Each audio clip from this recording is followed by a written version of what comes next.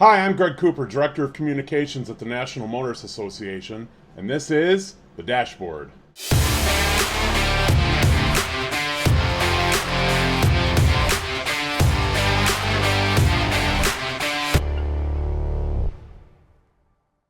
This week we're going to shift gears a little bit. Instead of 3 short segments, we're going to focus on one issue, Vision Zero.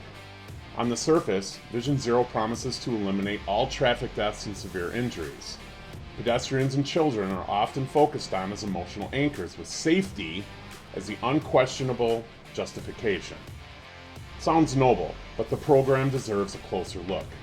Let's first discuss what Vision Zero is. According to the Institute of Transportation Engineers, it's a strategy to eliminate all traffic fatalities and serious injuries while promoting equitable mobility. If you don't know, equitable mobility means transportation systems should serve people of all backgrounds, incomes, ages, and abilities. Vision Zero takes a systems approach: street design, policy, human behavior, lower speeds, and enforcement. Those are all part of the equation that Vision Zero advocates for. Of course, nobody objects to reducing traffic deaths. The NMA certainly doesn't oppose safety. But what we do oppose is using safety as a Trojan horse for policies that take control away from drivers, enforce unreasonable restrictions, and generate revenue under the guise of protection. Here are the red flags backed by recent reports and data. Let's start with failed promises. San Francisco adopted Vision Zero in 2014, aiming for 0 deaths by 2024. Instead, 2024 turned out to be the deadliest year since 2007. Similar disappointments have been documented in Portland and Denver, where fatalities rose despite Vision Zero programs. Next, unrealistic restrictions over proven engineering methods. Portland's own auditor found its Vision Zero program lacked rigorous evaluation.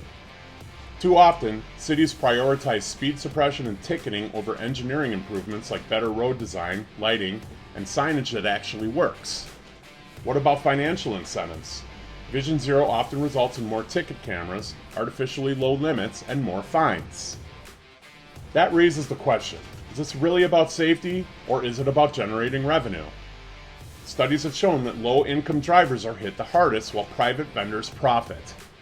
Let's move on to questionable data claims. In New York City, early reports overstated Vision Zero's impact. Later, a more rigorous analysis showed that the actual results were far weaker than advertised, and even the reported gains have eroded in recent years. Finally, risky design philosophy. Vision Zero and complete streets often intentionally mix cars with pedestrians and cyclists. Rather than improving safety, this can increase conflict and risk. So what's the bottom line? Vision Zero has fallen short. It substitutes symbolism for results, restricts mobility with blunt enforcement tools, and undermines drivers' rights, such as due process and presumption of innocence. So what should be done instead? Let's start with requiring solid data before lowering speed limits, placing cameras, or imposing restrictions. Then, how about we use engineering first?